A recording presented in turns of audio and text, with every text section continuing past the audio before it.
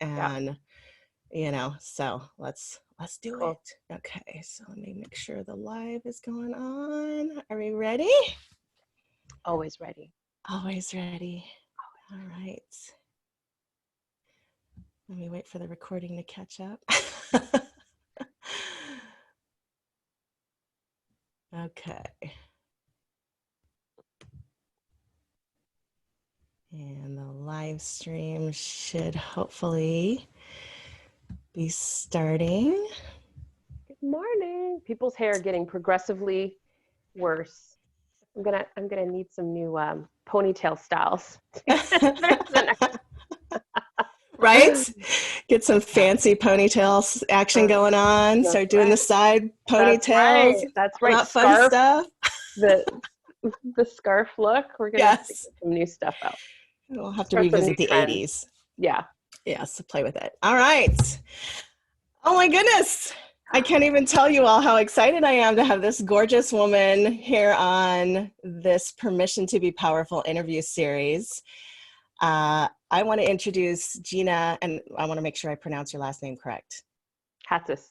Hatzis. Okay. Hatzis. Hatzis. I remember somebody pronounced it in an interesting way, and I was like, is that really how it's pronounced? Hatzis. Gina Hatzis. This is the Too Much Woman. And she's got an amazing story, and we're going to explore different pieces of it. We'll see what pops up. You never know on this thing. When we're talking about power and women, like all kinds of shit can come up. So we'll see where we go.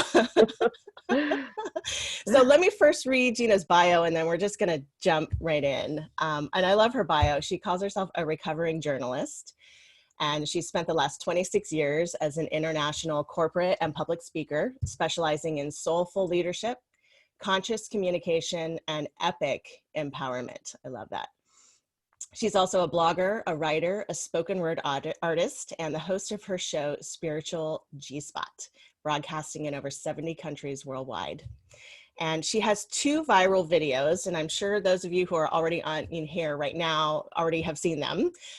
They're amazing, with over 40 million views, and she's currently on a global tour as the Spearhead and Visionary for the Too Much Woman movement, a platform for women to shine fully in their glory. And she recently shared the stage with Elizabeth Gilbert, Lisa Nichols, Glennon Doyle, Dr. Christiane Northrup, Cheryl Strayed, and Laverne. Oh my God, at the International Women's Summit, proudly celebrating the rise of the feminine.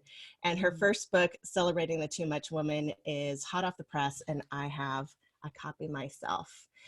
So welcome, Gina. Hey. It is a good day. It is a good day. It's a good day. Friday, whatever day it is, it's a good day. Always a good day to spend time with you, Michelle, and your people. Hi, everybody. Thank you.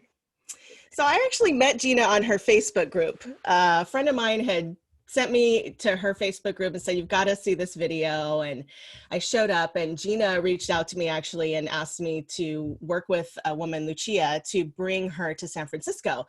And I got on a call with Lucia, and then all of a sudden this gorgeous woman shows up on the call. I didn't expect it. I was a little bit starstruck and was like, oh my God, she's here.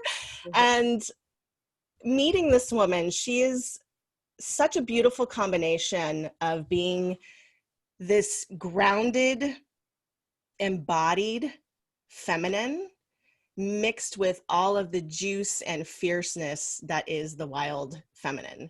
And I love the fact that she just has this graceful way of kind of bouncing between the two, of going up into this fire and then coming back into this very rooted, grounded, centered kind of spiritual place.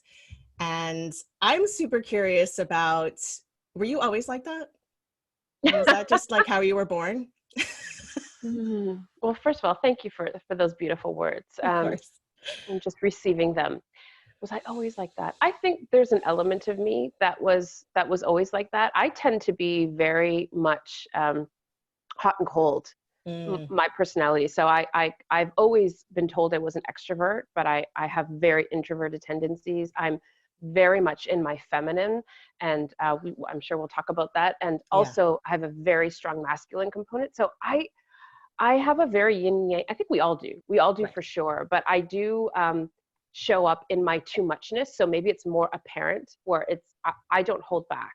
Right. And I think I didn't hold back as a child, and then I did for a while, which is my story. Right. And now I'm like unleashed into the wild. And so maybe it's just more apparent, but I think don't you think we all have components?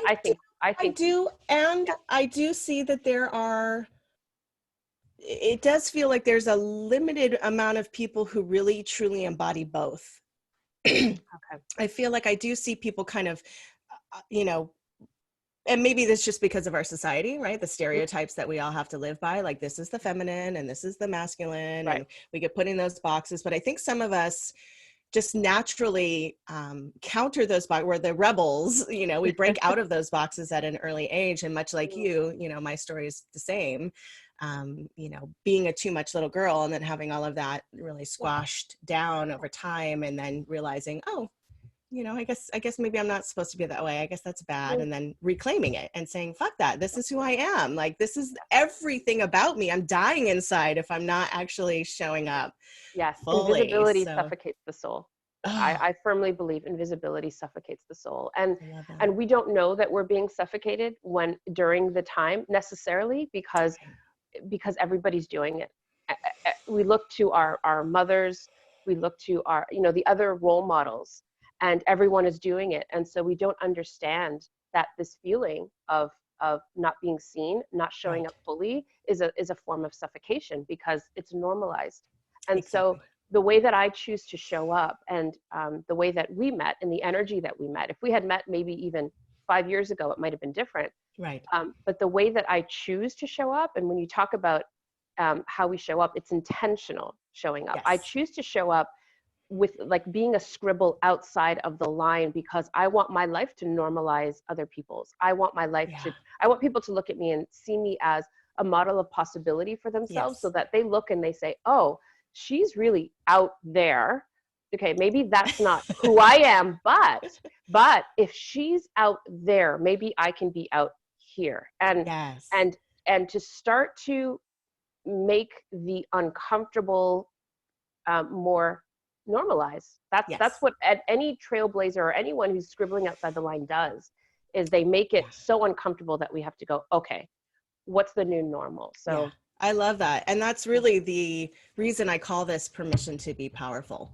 It's like when we show up powerfully, we give other women permission to do the same. And just like you said, it may not look exactly like ours. It may just be a step in that direction. It doesn't matter, but we have to play full out in order to really open that space and create that expansion, so that others can step into that expansion. Yeah.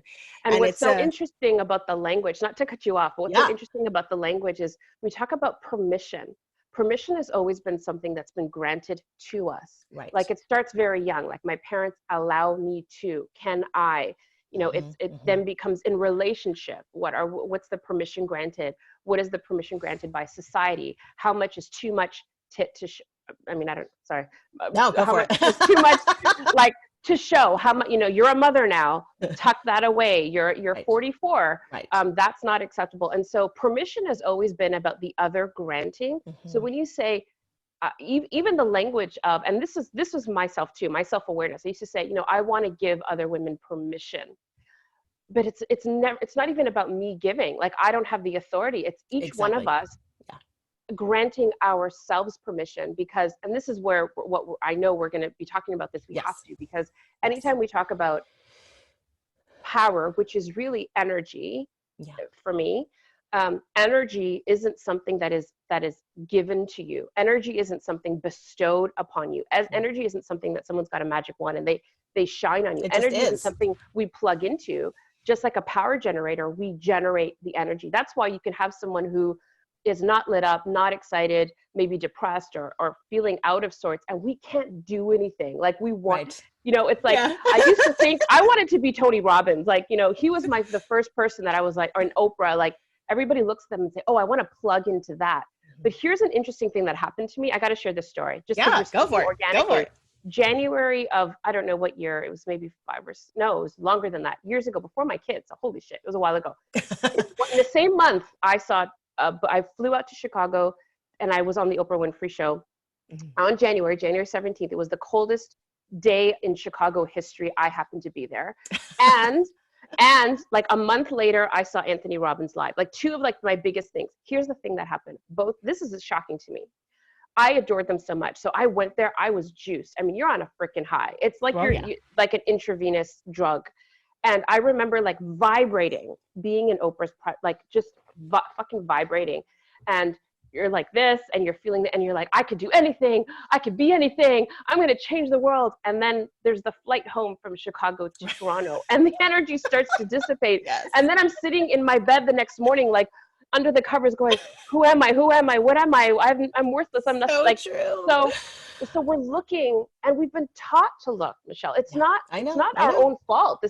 We've been taught to look outside of us for all the things, and energy, confidence, power, whatever language you want to use, is generated like a powerhouse. It is generated from within, like a power plant. So permission, this is all to say, I show up, and I'm very cautious because people, and this has happened to me, especially these past 2 years, people say, I want to come to your event. I want to plug into Gina.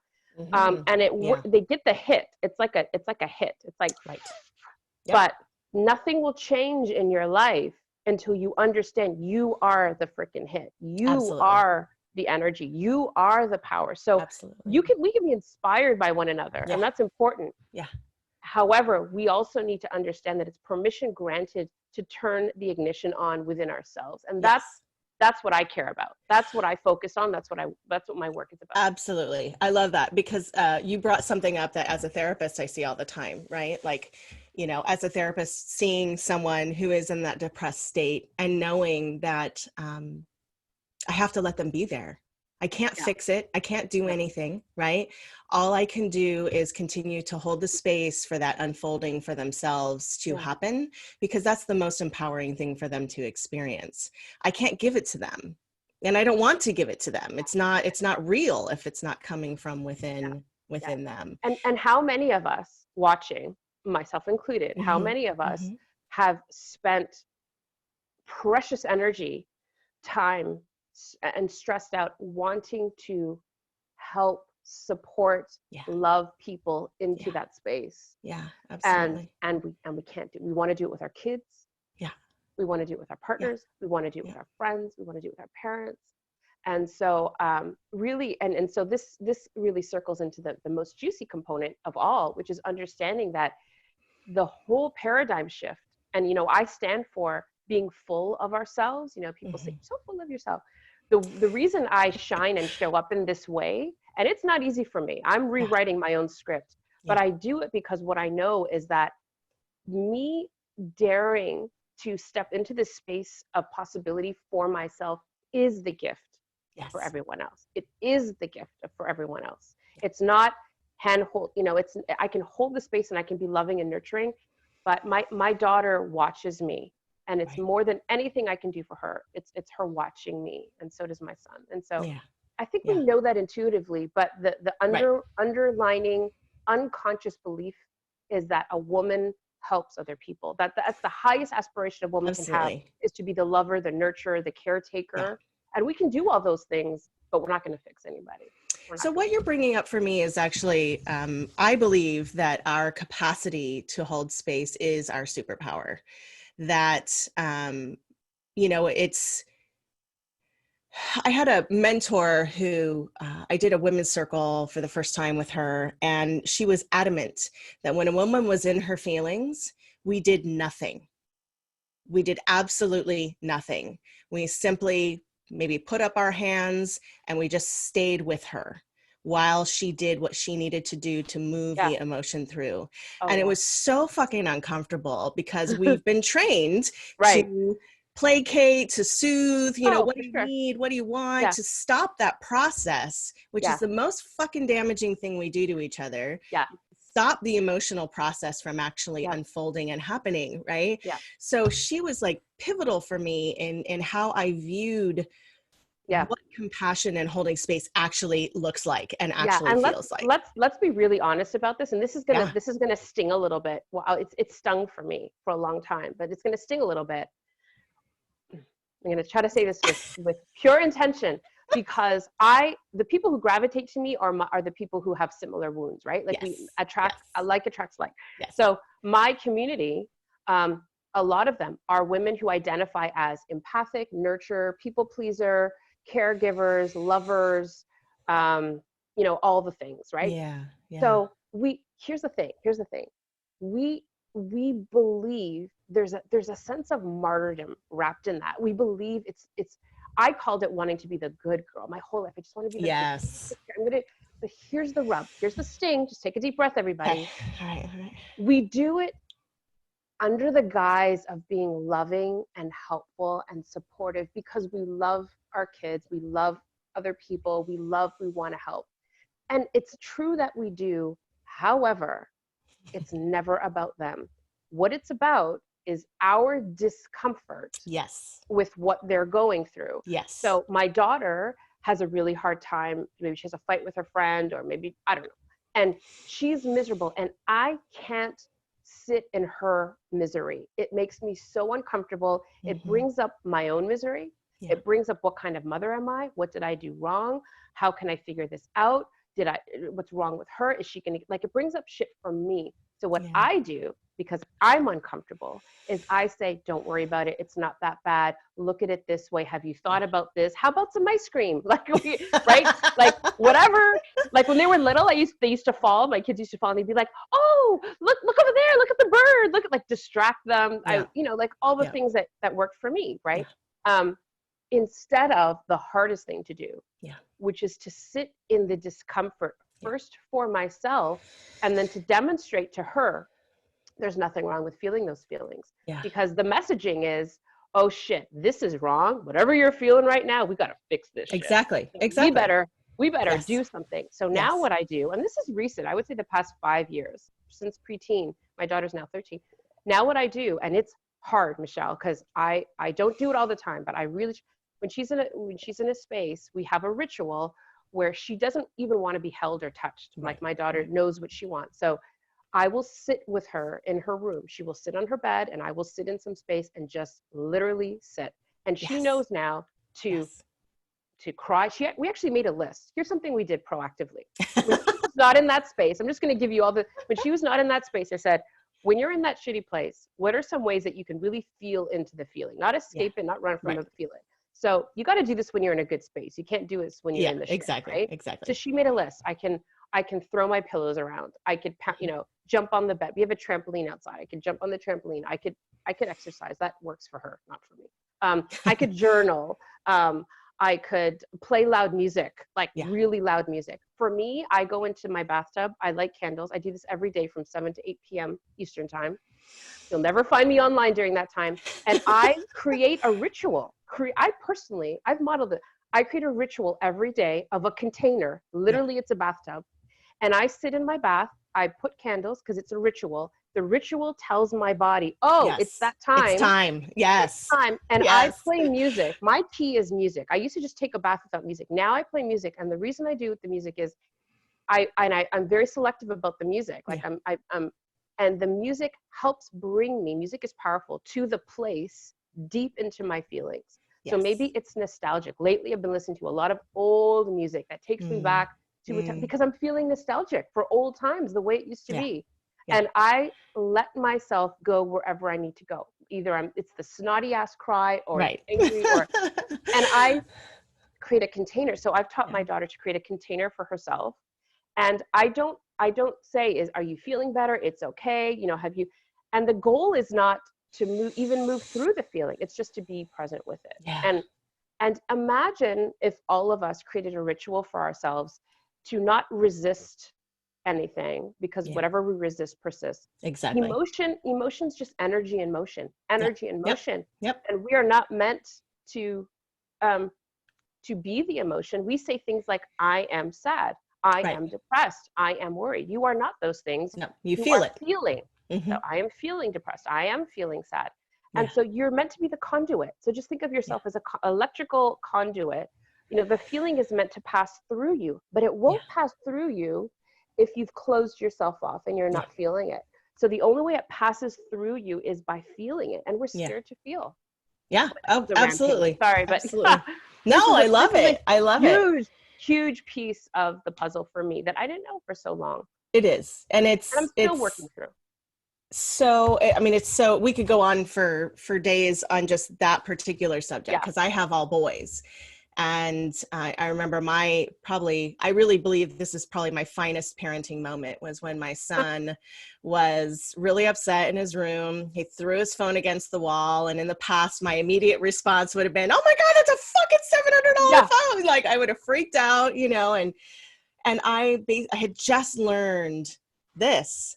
Yeah. And so I opened my body, I rested my hands up on my lap, and I let him rage. And I just sat there and I breathed and I just stayed present with him. And it took a minute, and he escalated just a little bit because he'd never experienced this with me before. You know, It was different. And I just sat there and I continued to just breathe and hold him and breathe and breathe. And eventually he sat down next to me and he broke into tears. And we never talked. We didn't need to. You know, he just needed to allow himself to feel. And I talk about that all the time when I talk about emotional regulation and just how we hold space for each other, because it's everything. And we're not taught. And I think you raise so many good points, but what I do want to highlight is that we don't, not all of us have someone, like currently I'm home with my teenage children, and I don't expect them to hold that space for myself. Exactly. So yes. We need to, if we don't have those opportunities, need to learn ways to hold space for ourselves. Absolutely. And so I'm a big fan of the ritual, because for me, especially during this pandemic, I mean, can we just talk about this for a moment? It's like, I know, yes. I'm like all over the place. I'm like, oh, I'm doing really good. Holy shit, what's going on? All my events have been canceled. There's no income coming in. Oh my God, I love this freedom that, like, napping, like, I'm just all over. I'm like a freaking scribble. I'm the epitome of a scribble. And so what I've done to regulate or to, you know, hold that space for myself is every day I have a consistent time that I know I'm going to allow space for all the feelings. And the reason that's working for me is because, Michelle, I can't, like, today I have like 4 interviews. I might be feeling something and I don't have the bandwidth or the time to process that right now. But I say to myself, we have time later. Like our sacred time, 7 to 8 o'clock, we have that ritual, and you can hold it until then, because it's otherwise everything. We hold it for weeks, for months, right? Or we never express it. It's everything. And that's another aspect of the feminine, right? Is ritual. That's our lineage. That's what we used to always do. Like that's the priestess in us is like waking up and alive and well, because it is so important to mark those moments, to give ourselves that space to put something on hold, and like, because I know this is coming, you know, I know the celebration is coming, or the space is coming, or the release is coming, or whatever it might be. I love that, because I with my clients, whether they're coaching clients or therapy clients, I often ask them to do rituals for themselves. And that's why you hear so much about morning rituals. Like you hear, it doesn't really matter. I'm not a morning person. So I used to be so resentful of like, I can't do the morning ritual. I keep effing up. And it's great to set your day on with energy. I completely agree. However, let's all self-identify as, be honest with who we are.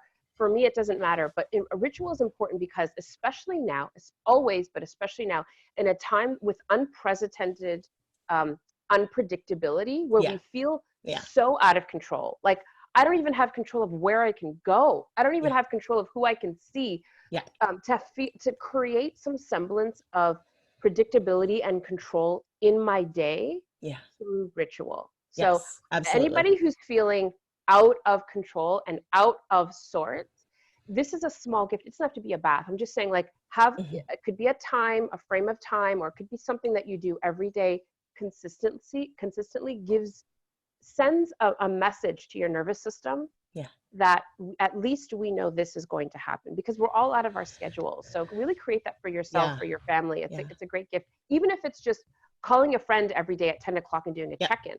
That's it. And I love that, because it's not rigid. It's not like because I have a lot of people who are like, oh, I need to be on a schedule. I need to create a schedule. And I have resistance to that. I'm like, but schedule doesn't work for me, but ritual does. Like setting aside time does. being able to know that I'm looking forward to this particular thing does, Yeah. you know. It's different for everyone else It for sure in is. terms of what they Yeah. like. Like even if you look at, Yeah. you know, kids, like some really like a tight schedule and some like Exactly. what's more important than anything is You identify it for you. the Yeah. feeling of I know that this is going to happen. And so there's a measure of safety and Yeah. comfort in that. And I think during these times, creating that for ourselves is going to be really helpful. Yeah. Yeah. The container is big. It's big. So how do you define power, Gina? What does that even mean to you? Gosh, okay. So present day, present moment, what's coming up for me is it feels because it really has shape shifted a Yes. lot. Because I used to think powerful meant having a big mouth and a big strong voice and um, like really making sure that people know what my boundary is and what I stand for. And that is true to a degree. But for me right now, power is energy, and it's the energy that I hold for myself, which is really dependent on me being truthful and honest. So my definition of power right now, check with me in like a week, Right? tomorrow. But right now, my definition of power is prioritizing truth over everything. Yes. That's Oh my my definition of goodness. power. Prioritizing truth, Yes. because I'm 44 years old, I'll be 45 in a week. I've spent my entire life, it feels like conscious life, prioritizing other people's comfort, prioritizing acceptance, prioritizing goodness, Mhm. prioritizing making everyone feel okay, prioritizing love, prioritizing success, prioritizing a perfect body over truth. And when Yeah. I say truth, what I mean is what is real for me. And Yes. so I was so Yes. scared to even speak up and say this is how I feel, or this is what I want, or this is what I know, or Yeah. that doesn't. So for me, power is about me, and it's not about people's reaction to me. It's about me speaking the truth and making that more important than even goodness, Yeah. even goodness. Even goodness. I love Yeah, that. yeah. Because you know we're It's raised to like big. I was raised by martyrs, right? Like I have the most incredible mother. She's a single parent to me. Then she remarried a stepfather who's they're just good people. They're the Yeah. people who are taking care of everyone on the street, Yeah. you know, like remembering everyone's birthday, making people feel special. They're good people. My grandfather was a martyr. He freaking has a purple medal of honor from the war, like Purple heart. all martyrs. And so I thought, oh, I'm going to not only be a martyr, because that's the highest aspiration I have for my life, to be a good person, but I'm also going to raise martyrs. I'm going to make sure my kids are good kids. And so I cry when I think about it, because that was the highest aspiration I had for them, to be good. Yeah. And goodness is often traded for truth. Like Yes. if Absolutely. my daughter throws it in my face all the time, because she says, I say to her, you know, come give me a hug. Like I want to, she's like, I don't feel like it. I'm like, Bella, I'm your mother. I gave you life. Like I want some TLC. And she's like, I don't feel like it. And that is her truth. Uh, Right. And so uh, goodness would be feeling guilty and, okay, mhm, mommy, I'll come mhm, give you a hug. Right. mhm. So prioritizing truth. Sorry, it's a long-winded. Again, I feel truth No. is so relevant for me right now. Yes. Yeah. And it's everything. It's exactly, you know, I can't tell you how many times I've been like, as I've pivoted, you know, in my business and tried to figure out like, who am I and what am I really about and what am Yeah. I putting Yeah. out there? Truth teller has always been there. Like Yes. it's always been a hashtag that I have on Yeah. pretty much anything that I do, Yeah. Yeah. because of exactly that. Like I spent so much of my life feeling like I couldn't speak my truth in Yeah. order to be a good girl, in order Yeah. to keep everybody, you know, sane and relaxed, and it's bullshit. It's Yeah. absolute bullshit. Yeah. And And the truth, it's bullshit, because you will never ever come to a place of power without that. exactly. That's I know that for sure. Yes. But also what nobody talks about, like we kind of glorify it. We say, oh, you know, speak your truth, be authentic, all the language that's really popular right now, which Yeah. frankly Yeah. makes me twitch. But because we glorify it, and what I've been sharing, which is really truthful for me, is that what will happen, and this is part of my speech that went viral. Sorry, I've got like a hair. What will happen is you will speak your truth, and people aren't going to say, Michelle, Thank you I so much. so respect you for speaking the truth. No, there will be an uprising. Yes. There will be resistance. Yeah. There will be criticism. Yeah. People will shun you. They will shame you. They will People will come you. out of the woodwork. Disappear. Yeah, the key people will disappear. Like when I was at the height of my Too Much Woman viral success, key people in my life just fell off the radar. It was like, where'd you go? Yeah. And then the people who I didn't even know were showing up going, you know, we support you, we love you, and vice versa. There were a lot of people showing up who I hadn't heard from in years saying, what the fuck are you? You're a mother. Have some self-respect. Like, what do you do? So nobody talks about the messy of it. But let's go back to power. Power is not the response. Power is being so rooted in my self-trust. I did a 5-day free masterclass on self-trust recently. Oh, wow. Because I finally got it. I finally got because people kept saying, how are you so courageous? How are you so confident? And I want to be like you. Courage and confidence is nice, but that lasts so long. Like courage and confidence might get you like up on the stage to do the speech and you're all sweaty. Courage and confidence might get you to like do like a Facebook Live, but the root of it, for it to be sustainable and long lasting, is self-trust. Yes. And that's a muscle that we cultivate. So I created, and I'm not even pitching. I'm just saying this is pitch away, girlfriend. I'm not even trying to pitch. I feel so passionate. Like as soon as I connected the dot for myself, I was like, okay, it's not about how people are receiving me, because people are going to come and go and come and go. I have people on my page. I have 40,000 people. I have people, they drop off by the day. I have hundreds of people drop off because they go, nope. And I have hundreds of people join. It's not even about that anymore. Yeah. It's about what is true for me, Gina, and showing up in that space, no matter what the response is, because it's true for me. And when we do, I just want to say one more thing. Yeah. I have to say this. When I've spent my career, like at least the first 15 years as a speaker, as a global speaker, showing up in the way I thought I needed to show up to be loved and respected and accepted, especially in a corporate global space, right? So I manned up. And I talk about this. I started to look like a man. Like I would like take all the femininity and all the juiciness that is me. Yeah. And I would look like a man. I would wear like, you know, man suits, and I would pull my hair back, and I'd fake glasses. I don't even wear glasses. And I would act like a man. I'd step into my mask. I'd talk. I'd preach like a man. I'd speak like a man. You know, I was like, and I was loved. I was loved. I was successful. This is my 26 years as speaker. I was loved and I was successful. But here's the rub. I would come home at night and I would take off the mask, and I'd put my head on the pillow and not feel loved because I wasn't being loved for me. I wasn't being accepted for me. Yes. So it took me so long to say, what's wrong with me? I have this perfect life. I have everything, and I'm not happy. Why? Because I'm being loved for not being myself. Yes, so absolutely. I started slowly, and this is key. If anyone's listening, it makes me emotional because nobody talks about this. They just say, speak your truth. No. Don't run out and speak your truth. No. You have to be prepared. Baby steps, right? Yeah. So in small bits, I started to whisper.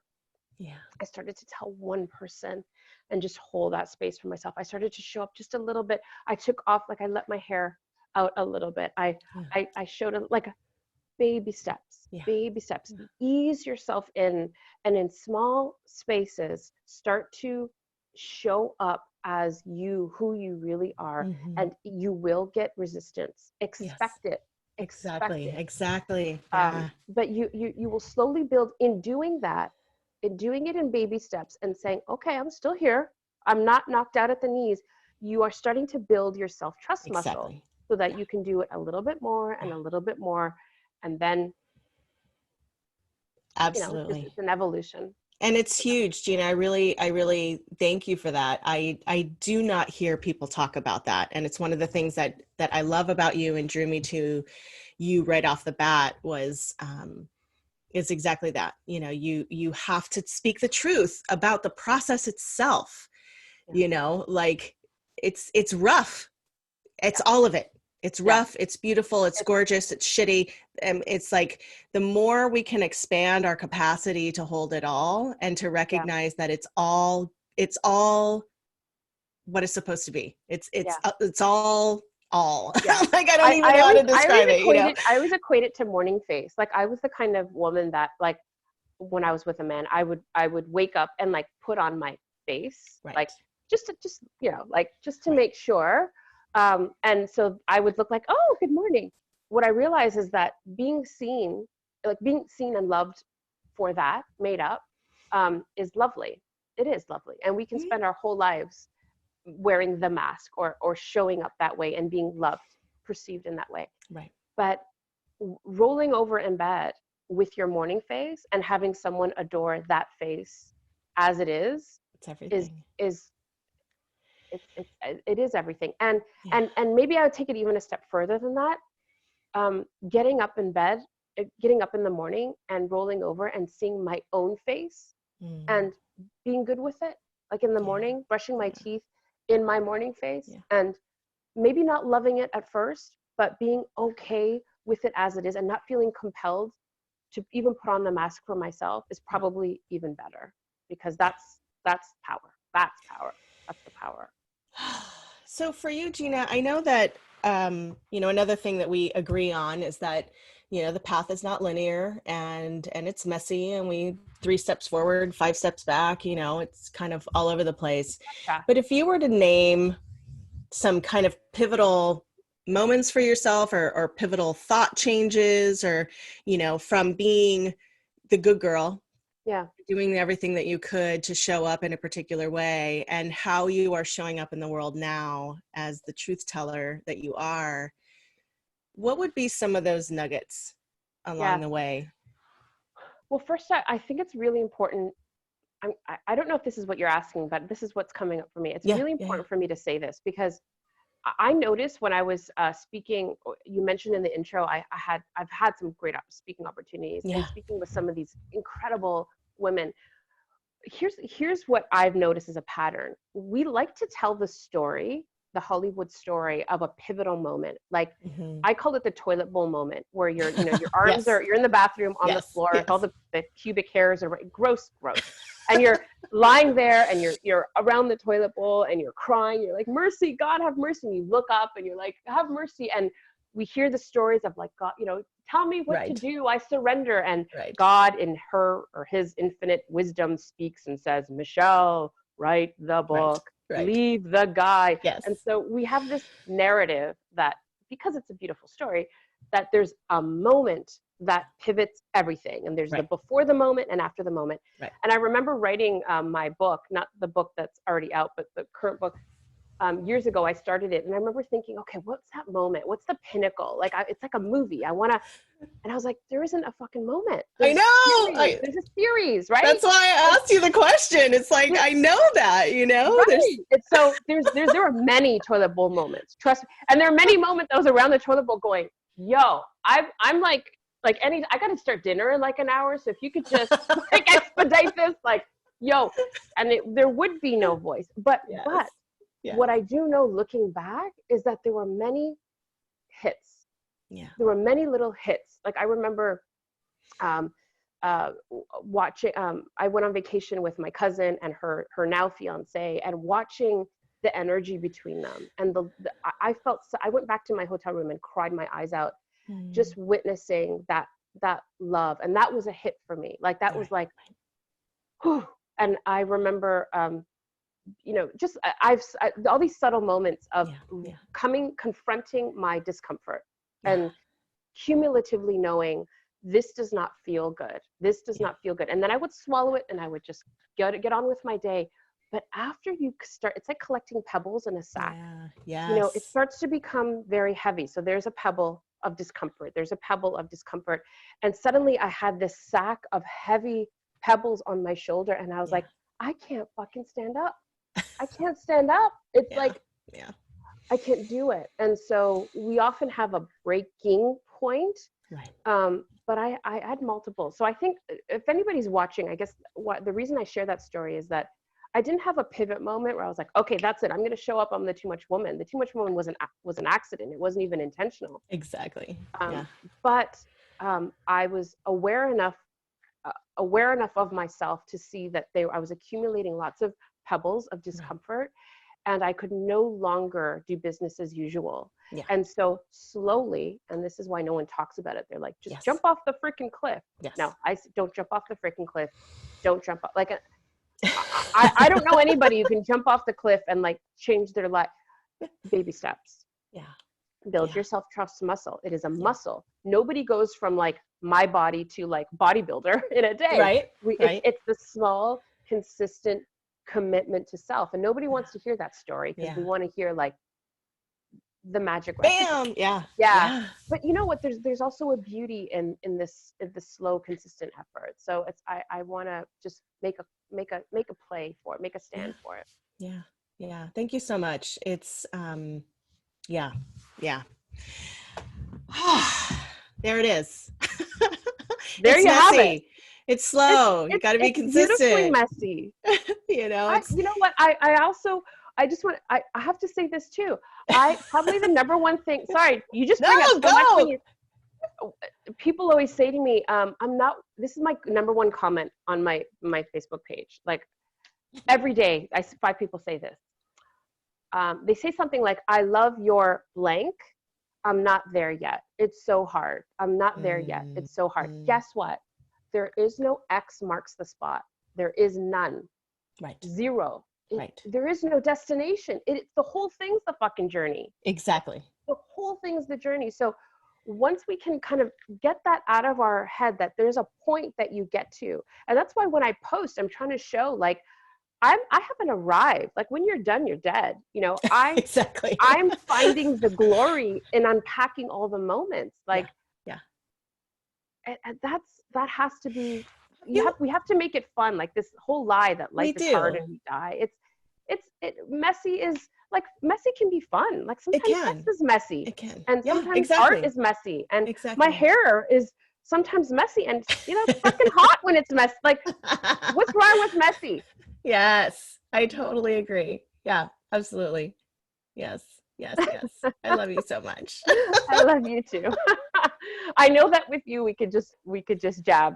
Oh God, yeah, absolutely. So absolutely, yeah. No, that's so. It's huge. Everything that you're saying. I'm so thankful that you came and that you shared your heart and your truth, and I resonate so much with everything that you say. And I've discovered, and I was going to ask this of you, if you're kind of playing with this as well, that I've started to actually kind of get excited when I feel discomfort sometimes, because I know that I'm on the edge of my own growth, that I can feel it. It's like I hit that level of that final moment of and I'm getting teary just talking about it. Like there's this moment of that terror of like, fuck, here we are again. Yeah. But there's also this rise of excitement because I know I'm pushing through my own edges and I'm going to come out the other side, more expansive, whatever, more complex, more myself, whatever that actually means. But I do notice that as much as I want to be in resistance to discomfort, I'm loving it. I love that discomfort. I learned to love it. That's truth knocking. That discomfort is truth knocking at your door. Yeah. It's like, let me in. And you're doing it. You're answering the door. That's what that is. And it's, I and I'll be very honest with you. Yeah. When the discomfort comes up, because during this pandemic, I'll tell you, the first 2 weeks I was out of commission. I really was. I was like, I'm on a global tour, y'all. Like I'm at the height of it's fun. I just came back from Europe. I just came back from Prague and Paris when this all happened. And I have plans this year and all my plans were canceled. And I'm not going to lie and say, what a growth opportunity. Oh, thank you. So I took 2 weeks to be in the mess of it. And the difference, I guess the difference between Gina now and Gina of past is it's not like I'm saying, oh, this is so exciting. I don't go from the shock and the misery and the denial to that place. There's like 50 million steps in between. Right. But what I do is I go, oh, okay, what am I feeling right now? Holy shit. And I spend a lot of time in the bathtub. I was like a prune. And just letting myself feel it, not trying to make sense of it, not saying, what's the lesson here? Or what's the growth here? I don't even that's like advanced ninja move. I go right into it's later. It's letting later. it feel. And then I kind of just move into curiosity. Like, okay, Yeah. okay, so what, I wonder what's going on here. And then from that space, I can move into acceptance. Yeah. Like, okay, this is what it is. You're not going anywhere this year. Like Yeah. the tour is canceled. Okay. And the Okay. And curiosity piece is huge yeah, because it yeah, replaces the judgment. It replaces the self-flagellation and the beating ourselves up. And, yeah, you know, it's just like, can I be curious about my own experience, you know, yeah. including the feeling, you know, Yeah. like being with it. I think this is so key because talking about self-trust, building your Yeah. self-trust, one of the main modules is not abandoning ourselves. And so in that moment, like I have this little exercise, I'll just share it really quickly. I know Yeah. we have to wrap, Yeah. but I tell people to use a timer, like use your phone. Everybody has a phone now. And throughout the day, like just have a little alarm go off at like 4 or 5 random times, like 12:01, 3:03, whatever. Just pick some Mhm, random mhm. times, have your alarm go off. When the alarm goes off, just drop into, it's great if you have a notepad because writing Yeah. it down is powerful. Just drop into, what am I feeling right now? That's it. What am I feeling? What am I feeling? Mhm, What am I mhm. feeling? And sometimes we don't even have the words for what we're feeling. We don't Yeah. even know. So just jot down the sensation. The What's my body sensations. feeling? Exactly. Yeah. Tight, Yeah. hot, stressed, relaxed, juicy. I don't hungry. I don't care. Yeah. But just start to track it. And it's not even to track it for tracking's sake. It's to get yourself back into the habit of not abandoning yourself. So we Yes. override our feelings all day. Like I hold my Absolutely. pee all day. I don't even think I'm thirsty or I have to pee or I just override. So we're in the habit of that. So don't abandon yourself. Check in, and this is a great practice to just drop into how am I feeling, and the, it's just this is how during this time how I started to shift through because I Mhm. really just literally kept coming back to how am I feeling right now? Okay, and whatever it is Yeah. okay. Yeah, So our body is so wise and we've been so disconnected from it for so thank long. you, thank you, thank you, thank you, I thank you, know, right? body. Thank you, body. Oh, thank you, body. Oh, yeah. I love it. Okay. Oh, Well, thank you so much, Gina, for showing up and sure. being your juicy, amazing, messy self. I love it.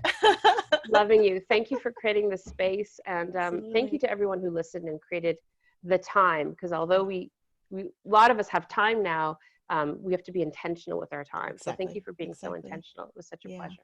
Yeah. All right. Mwah. Thank you. Thank you. All right. Let's see how to stop all this. Right. Before I disrobe.